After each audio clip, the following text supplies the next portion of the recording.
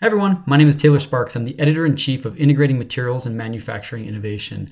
And in today's paper, we're asking the question, what if you could identify and predict the formation of casting defects before you ever even poured the metal? So this work comes to us from authors at The Ohio State University and General Motors, lead author Buwei Chen, corresponding author Alan Luo.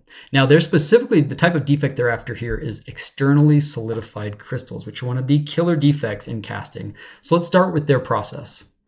The tool that they're using here is high pressure die casting. You can see an example of it in this image. In this process, they're able to vary several different design parameters, and they were able to produce over 1,000 different samples, examining whether or not they had these defects for each of those by looking at the stress and strain curves. The types of parameters that they were exploring were things like the melt temperature, the shot speed, and the sleeve temperature, among others.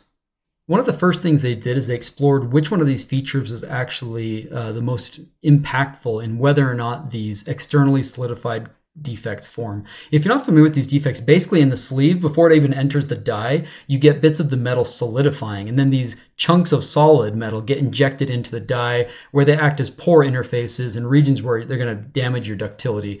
Basically, you want to avoid those. And what they found, unsurprisingly, given that it's about solidification, the features that impact this the most are melt temperature and superheating. Not too surprising there.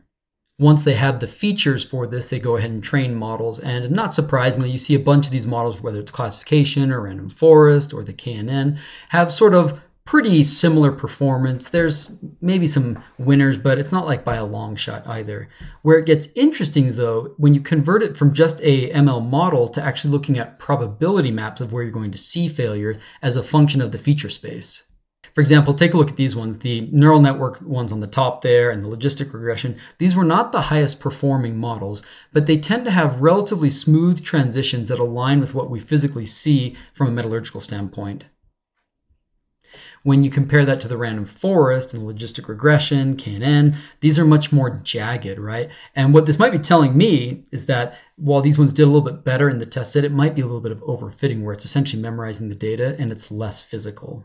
Now, I'm always happy to see when people go beyond ML models to actually do experimentation, and that's what they do here. They're able to actually do some experiments above and below where they would expect to see these defects, in this case at 680 Celsius and at 720 Celsius, and compare the performance. And sure enough, you can see it right there in the stress versus strain curves.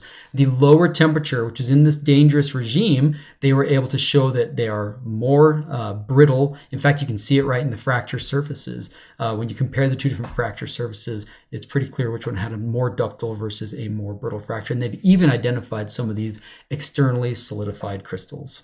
So what's the big takeaway here? I mean, for me, it's that, I love machine learning, but it's more than just the prediction. You want to be looking for understanding, for, physically meaningful structure-property relationships, and then combining that with physical insight to actually optimize your manufacturing in some useful way. And you can read all about it in the latest issue of IMMI.